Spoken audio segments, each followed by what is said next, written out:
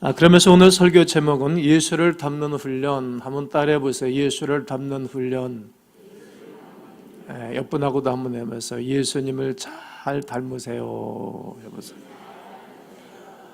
오늘 찬송도 코디를 할 때 예수를 닮기 내가 원하네, 날 구속하신 예수님을, 이 찬송을 코디를 했어요.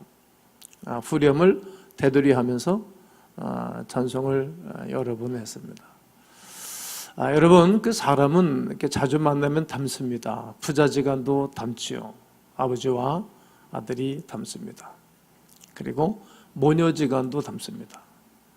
지나간 여름에 제 딸아이가 아빠 참 신기해. 뭐가 신기한가? 그랬더니 내가 엄마하고 닮았나? 닮았지. 왜?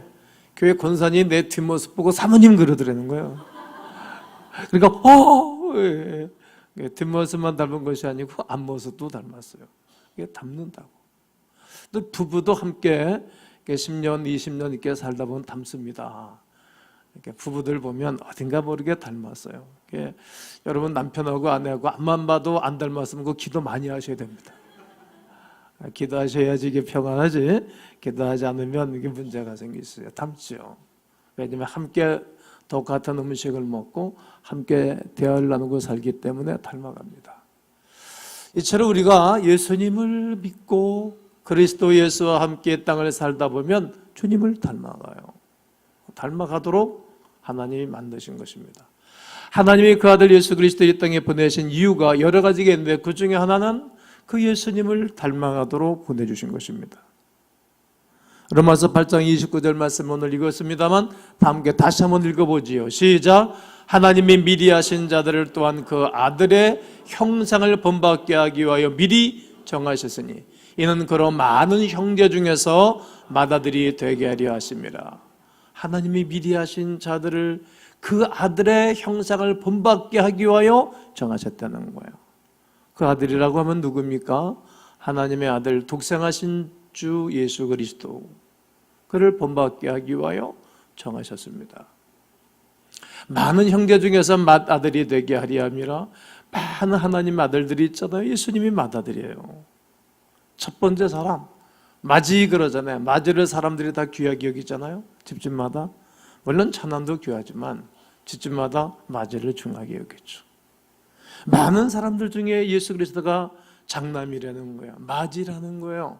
그를 본받게 하기 위하여 이 땅에 그리스도 예수를 보내셨다는 것입니다. 그렇습니다. 하나님은 처음부터 우리 모든 인간들이 예수 그리스도를 닮기를 원하신 것입니다. 여러분들은 자녀 교육을 하잖아요. 자녀 교육을 할 때 누구를 본받으라고 말할 수 있는 대상이 있으십니까? 그러면 좋은 것입니다.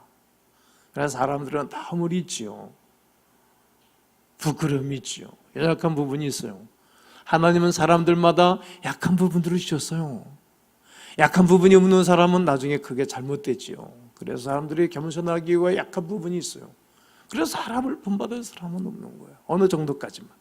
그러나 예수 그리스도는 흠이 없고 티가 없으시기 때문에 그분을 본받게 하기 위하여 이 땅에 맏아들 예수 그리스도를 보내주신 것입니다. 하나님 우리의 성품이 하나님처럼 닮아가기를 원합니다. 하나님은 우리의 도덕적인 성품이 하나님의 아들 예수 그리스도를 닮아가기를 원하는 것입니다. 에베소서는 이렇게 말합니다. 오직 사랑 안에서 참된 것을 하여 범사에 그에게까지 자라라. 그는 머리인데 그리스도 예수시라고 말씀하십니다. 여기서 자라간다라는 의미는 예수님과 같이 된다라는 뜻입니다. 누구처럼 된다? 예수님처럼 자라가는 것입니다. 어린아이들을 보면 귀엽고 예쁘지요. 그렇지만 아기들이 전혀 자라지 않고 계속 그 자리에 멈추고 있다면 그것은 비극입니다. 부모의 아픔이고 아주 비극이 되겠죠. 근심입니다. 인간으로서의 상실입니다. 이와 같이 하나님 우리가 성장하고 발전하고 성숙하기를 원하십니다. 인생의 궁극적인 목적은 바로 그리스도를 닮아가는 것입니다. 하나님 우리가 예수님을 닮아가도록 부르셨다는 사실을 꼭 기억해야 됩니다. 우리가 자라가는 동안에 모델이 될 만한 인간 한 사람을 주신 것입니다.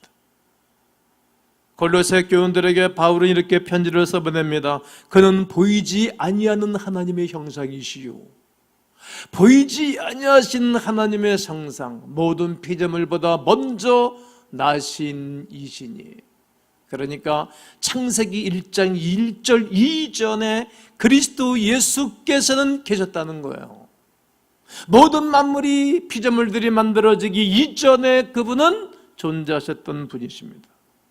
그렇습니다. 예수님은 보이지 아니하시는 하나님의 형상이오시다. 하루아침에 하나님의 형상이 이루어지는 것은 아닙니다. 어느 날 갑자기 예수님처럼 되는 것도 아닙니다. 이것의 과정이 있습니다. 그 과정을 우리는 훈련이라고 말합니다. 그리고 그 과정을 통하여서 우리의 삶 전체를 통하여 우리가 본받아야 할 그 예수를 닮아가야 할 그분을 닮아가게 되는 것입니다. 삶 전체의 시간을 통하여 걸리는 훈련입니다. 시간을 투자해야 된다는 겁니다. 아브라함은 75세에 하나님의 부름을 받고 약속받고 난 다음 100세에 25년의 기간 동안 시간을 투자했죠. 자기가 투자한 것이 아니라 25년이라는 시간이 흘러가면서 그리스도 예수의 형상을 본받은 것입니다.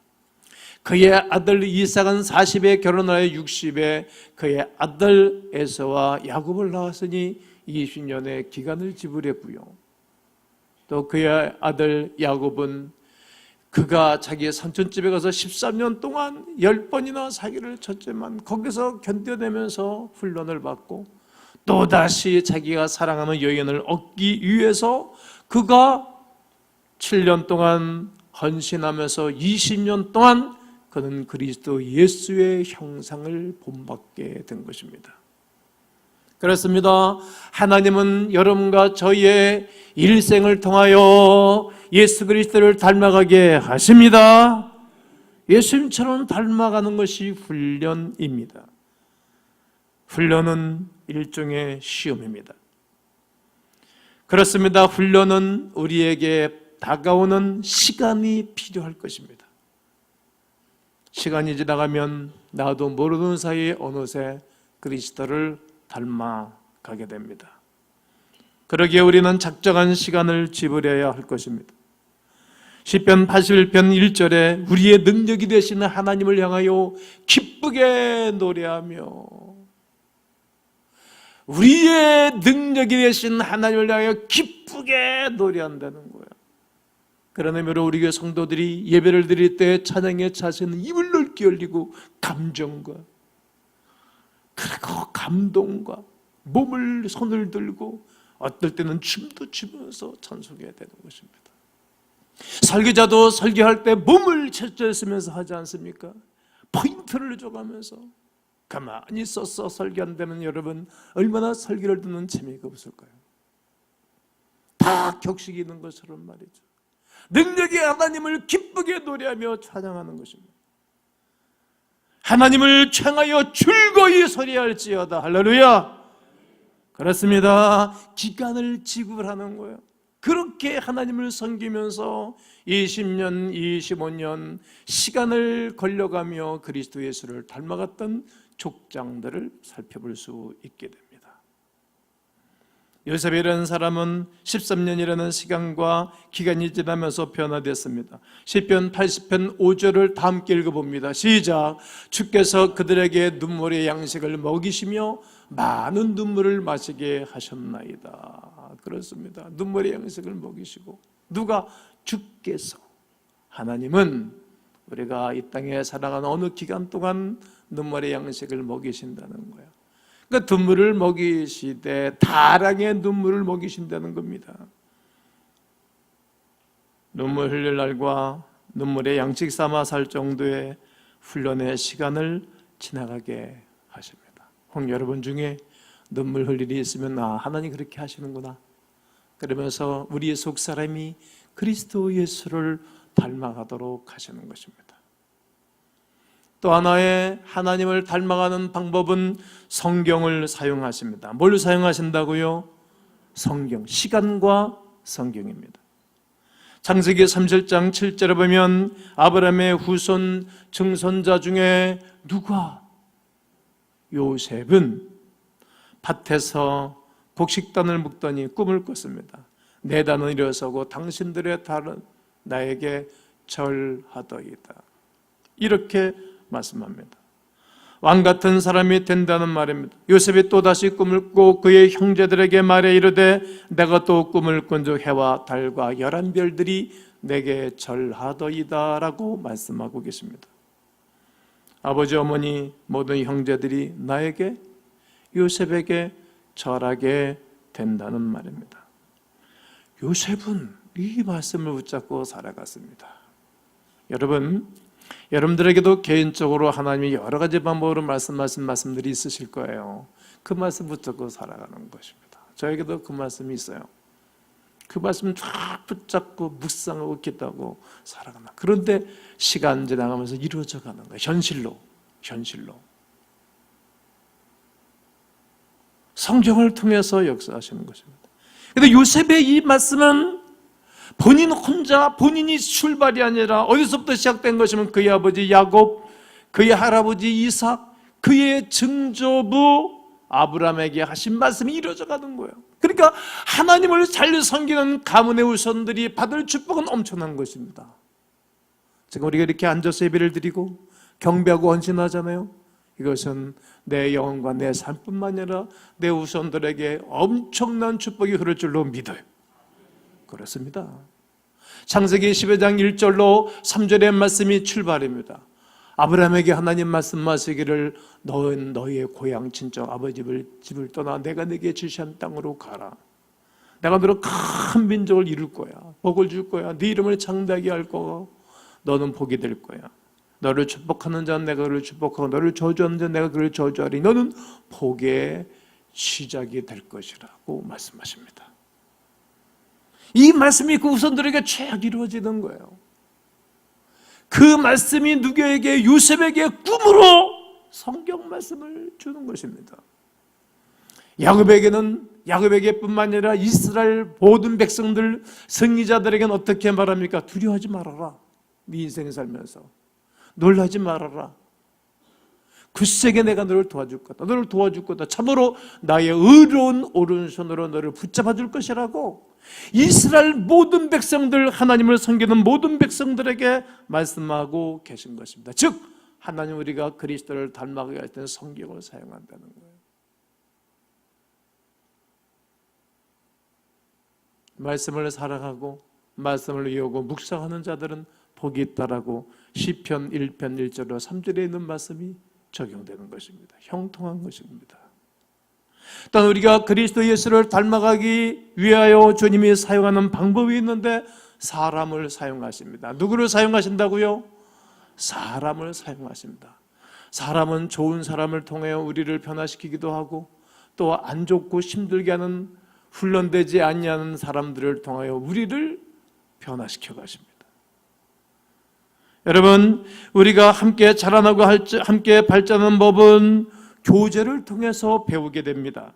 여러분이 다른 사람과 잘 어울릴수록 여러분들은 영적으로 성숙해질 것입니다.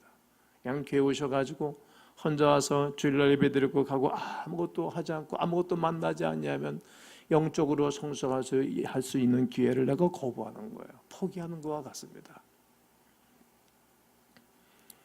팀워크를 이루어서 경기하는 모든 스포츠는 팀워크를 이룬다고. 서로 함께 훈련하고 함께 게임하면서 배워간다고요. 이처럼 교회는 홀로서는 절대로 변화할 수 있는 기회가 주어지지 않습니다. 어렵게 하는 사람과 좋게 하는 사람이 내 주변에 있습니다. 어렵게 하는 사람을 통하여 우리를 변화시키고 그리스도 예수를 닮아가게 합니다. 시편 31편 1절을 읽어봅니다. 시작. 여호와여 주께 나를 영원히 부끄럽게 하지 마시고 주의 공의로 나를 건지소서. 내가 주님께 피합니다. 이렇게 말해요. 나를 영원히 부끄럽게 하지 마세요. 주의 공의로 나를 건져주세요. 이렇게 다윗이 기도하는 것입니다. 즉 이 말은 나의 대적, 나를 치는 자가 너무나 많습니다. 이런 말이에요. 그런 상황과 조건 속에서 이 시가 기록이 되어지는 것입니다. 그의 장인이자 왕이며 오너인 사울이 그를 어렵게 합니다. 그의 딸, 그의 아내인 미갈이 그를 어렵게 합니다. 그렇게 붙이던 거예요. 주님이 그렇게 하는 거예요. 그의 아들 압살롬이 반역을 일으켜서 다윗을 어렵게 하고 힘들게 하죠. 그리고 블레셋 장수 골리앗, 욕쟁이 시므이가 다윗에게 들을 수 없는 소화할 수 없는 욕을 하면서 괴롭히죠. 이런 불의의 사람을 통하여 다윗은 견딜 수가 없어서 똑같이 공격하고 욕하고 안절말하면 훈련이 안 되고 주님 닮은 모습이 아니니까 견딜 수 없어서 주님을 찾는 것이옵시다. 그때 주님을 찾는 거예요. 여러분, 힘들게 하는 분이 계세요? 하나님 찾으시기를 바라요. 제가 오늘까지 목회하면서 많은 분들이 주변 사람들이 직장에서 일터에서 어렵게 하는 사람들이 너무 힘들다는 거예요. 어떡하겠어요? 한 해 붙여졌는데. 근데 신기하게 그 사람들과 맞대어 욕하고 맞대어 경쟁하고 맞대어 나의 감정을 쓰면 절대로 해결이 안 돼요. 그래서 다윗처럼 주님을 찾는 거예요. 그래서 해결받은 분들이 너무 많잖아요.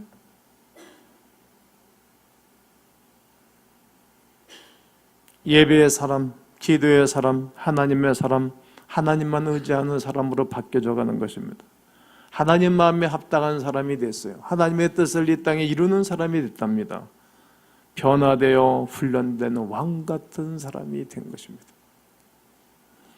사도행전 14장 22절에서 스데반 안수 집사는 이렇게 설교하는 것입니다.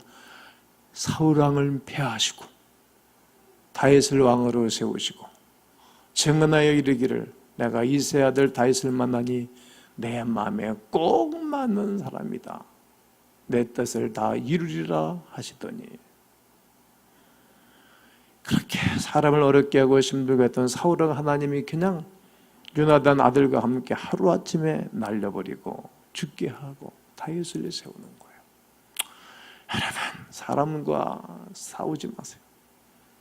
사람과 치사하게 어린아이들처럼 쓰레기 인생처럼 부딪히지 마세요. 하나님께 맡겨놓으세요. 그럼 하나님이 나를 세우신다고. 그게 하나님 마음에 맞는 사람이 오시다. 그러면서 36절에 다윗은 당시에 하나님의 뜻을 따라 섬기다가 당시에, 난 이 당시에 이 단어를 너무 좋아하는 거예요. 자기가 살던 그 당시에 하나님의 뜻을 따라 섬기고 살다가 그 조상들과 함께 묻혀 썩음을 당하였을 때 조상들 열주의 무덤에 묻혔다. 이 말은 천국으로 입성했다 이 말이에요. 그 당시에 하나님의 뜻을 따라 사는 거예요. 여러분, 2017년 8월 오늘 27일입니까? 8월 마지막 주일이잖아요. 이 당시 우리가 하나님의 뜻을 따라 사는 거예요. 다윗 시대는 이미 지났답니다. 오늘 우리 당시에 하나님의 뜻을 따라 사는 거예요. 오늘 내일이 아니라 오늘 하나님의 뜻을 따라 살더니 하나님이 입성시키셨다는 거예요. 동일한 말씀이 사무엘하 8장 6절과 14절에 보면 다윗이 그 모든 나라를 다스리고 이끌어갈 때 어디로 가든지 여호와께서 이기게 하시고, 할렐루야, 하나님이 이기게 하셨다는 거예요. 여러분, 사람이 이기게 하는 것이 아니고 하나님이 이기게 하셨다는 거예요. 14절에도 보면 다윗이 에돔의 수비대를 두되 온 에돔의 수비대를 두니 에돔 사람이 다 다윗의 종이 되니라. 다윗을 어디로 가든지 여호와께서 이기게 하셨더라. 할렐루야. 여러분, 어려운 사람들이 있으면 그때 하나님을 찾는 거예요. 또한 좋은 사람들을 통하여 우리를 훈련시키고 변화시키십니다. 빌보서 4장 1절에 그러므로 나의 사랑하고 사모하는 형제들, 나의 기쁨 멸관인 사랑하는 자들아, 이와 같이 주 안에 서라. 사랑하는 사람이 있어요. 사모하는 사람들이 있어요. 좋은 사람들이 있어요. 그 사람들과 함께 주님 안에 서는 것입니다. 교회는 훈련된 식구들이 많지요. 속으로 매는 속으로 순정들과 함께 지나면서 변화되는 거예요. 좋은 사람들이죠. 교회에 좋은 분들이 많이 계시죠. 아나니아를 통해서 바울이 변화됐지 않습니까? 아브라함을 통해서 그 아들 이삭이 변화를 받고, 이삭을 통해서 그의 아들 야곱이 변화를 받고, 야곱을 통해서 그 유다가 변화를 받고, 그 요셉이 변화를 받고, 요셉을 통해서 그의 아들 에브라임과 분에서가 변화를 받는 거예요. 김동기 목사를 통해서 여러분들 많은 분들이 변화를 받았죠. 좋은 사람들을 통해서 변화받는 거예요. 잠언 29장에서는 의인이 그 성중에 많으면 백성들이 즐거워하거니와 악인이 권세를 잡으면 백성들이 탄식한다는 거예요. 나는 우리나라에도 좋은 의인들이 많이 일어나서 이 땅을 다스려가고 이끌어가면서 백성들이 즐거워하는 그런 땅이 되기를 원합니다. 좋은 사람들을 통해 우리가 변화되는 거예요. 그러므로 좋은 일꾼이 되기 위해 여러분과 제가 기도하십시오. 하나님 늘 동행해 주세요. 이런 기도를 하셔야 돼요. 따라해보세요. 하나님 늘 동행해 주세요. 나에게 지혜를 주세요. 좋은 사람을 만나게 도와주세요. 내가 좋은 사람이 되게 해주세요. 근데 사람들이 이 기도를 잘 안 해요. 내가 좋은 사람이 되게 도와주세요. 그럼 다른 사람을 변화시켜주는 주님의 제자가 되게 해주십시오. 이렇게 기도하셔야 됩니다. 여러분 자녀들도 그렇게 교육시켜 놓고 시켜야 되고 그런 사람들 되도록 원해야 됩니다. 하나님은 사람을 통해서 변화시키십니다. 나는 여러분을 통해서 더 많은 분들이 아름답게 변화되기를 예수의 이름으로 선포합니다. 또한 고통과 시험을 통해서 그리스도를 닮아가게 하십니다. 예수 이 땅에 사시는 동안 수없는 고통과 역경을 치르셨지요. 예수의 가장 위대한 순간은 바로 십자가에 달려 죽으시기 전날이었습니다. 왜냐하면 이제 바로 다음 날 자신이 죽을 것을 아셨기 때문입니다. 마음이 복잡하셨지 않았겠어요? 여러분이 내일 이제는 내 인생 마지막 시간이라면 얼마나 마음이 복잡하겠어요? 여러분 예수님이 이 세상에 오셨을 때 죄 때문에 오신 거 아니겠어요? 근데 죄의 문제를 해결하는 길은 죽으시는 거예요. 희생하는 거예요. 복잡하셨죠. 죽음이라는 비참하고 고통스러운 죽음을 당해야 되기 때문입니다. 마가는 14장 32절에 그들이 겟세마네를 하는 곳에 이름에 예수께서 제자들에게 이르시되 내가 기도할 동안에 너희는 여기 있으라 하시고, 기도할 때 여기 있어라. 근데 마태복음에는 나와 함께 깨어 기도해라 이렇게 부탁을 합니다. 근데 제자들은 기도하지 않죠. 그러면서 뭐라고 말씀하십니까? 내가 심히 고민하여 죽게 되었다고.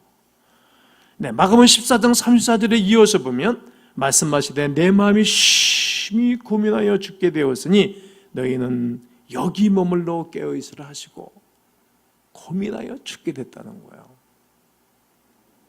이것이 가장 큰 고통이었습니다. 예수님이 그 고통에 대하여 반응하는 모습이 여기 이어져 나옵니다. 아빠 아버지요 이렇게 기도해요. 따라해보세요. 아빠 아버지요.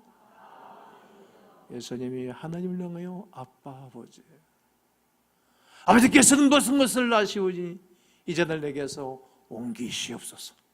그러나 나의 원대로 하지 마옵시고 아버지 원대로 되기를 원합니다. 나는 이 어려운 일을 안 하는 것이 나의 생각인데, 복잡스러운데, 그러나 아버지의 원대로 하옵소서. 우리가 예수님을 닮아가려면 여기서 배워야 할 교훈이 오시다. 하나님, 저 정말 이런 거 싫어요. 이것도 하지 못하겠어요. 할 수 없어요. 솔직하게 기도하는 것은 아름답다고 생각합니다. 하나님이 고통에서 고통이 저에게 없어지면 좋겠습니다. 이 모든 곳에 저에게서 없앨 수 있는 분이 하나님은 당신뿐이잖아요. 그러나 하나님의 능력을 믿습니다. 제발 이런 일 빨리 보내주세요. 나 이렇게 복잡스러운 일 신고 고통스러운 일 신고 어려운 일 싫어요. 이 길 가고 싶지 않아요. 왜 내가 십자가의 길을 걸어가는가? 양탄자 길을 걸어가야 되고 황금길을 걸어가야지 왜 내가 어려운 길을 꼭 가야 되는 것입니까? 이게 거부할 수 있어요. 이게 우리의 생각이에요. 많은 분들이 그래요. 그러나 나의 온대로 마옵시고 아버지의 뜻대로 되기를 원합니다. 이런 기도를 하는 것이 그리스도 예수를 닮아가는 것입니다. 그런 사람들만이 영광스러운 부활에 참여하게 될 것입니다. 예수님은 그 고난의 십자가를 지고 영광스러운 부활에 동참하신 사실을 보게 됩니다. 우리 주님은 부활의 첫 열매이십니다. 이 땅에 있는 모든 사람들이 죽었다 살아난 사람이 또다시 다 죽었지요. 그러나 예수님 부활하시고 난 다음에 하늘로 입성을 하셨습니다. 구름 타고 승천하셨습니다. 부활의 첫 열매예요. 그를 믿는 사람들은 그분이 부활하여 하늘나라에 입성했기 때문에 우리 모두도 부활에 동참하는 자가 되어지고 날마다 시마다 해마다 세기마다 구원받는 사람들이 더해 가는 것입니다. 그렇습니다. 아담 안에서 모든 사람이 죽은 것처럼 둘째마다 아담이신 예수 그리스도 안에서 모든 사람이 살아나는 것입니다. 다윗 왕은 이렇게 고백하고 있습니다. 내 부모는 나를 버리고 떠나갔으나 여호와는 나를 영접하시리니.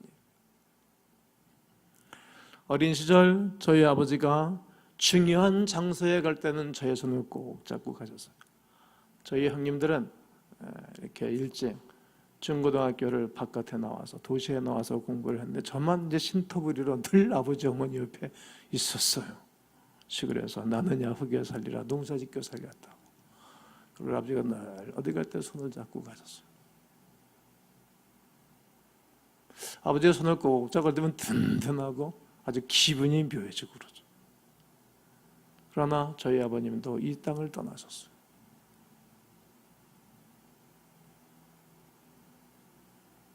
어린 시절은 부모가 우리의 손을 붙잡고 우리를 길러내고 키워내죠.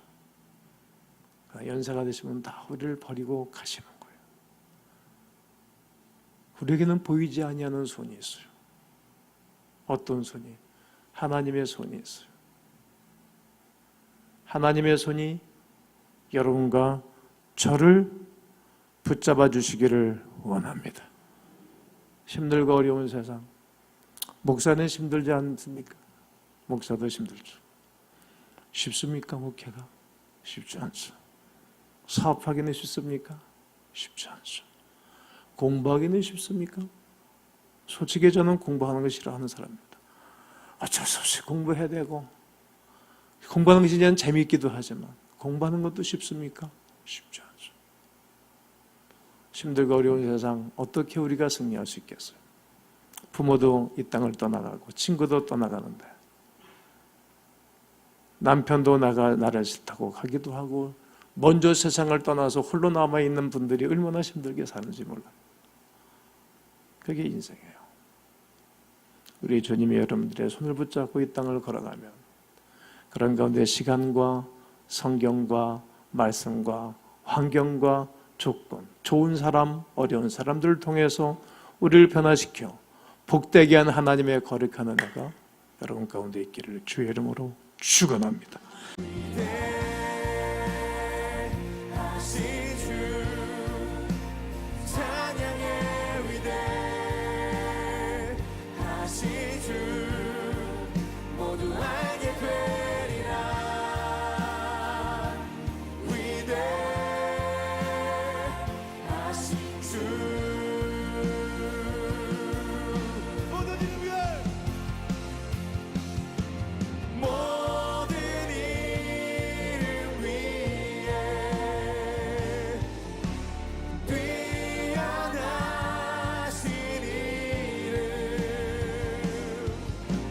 time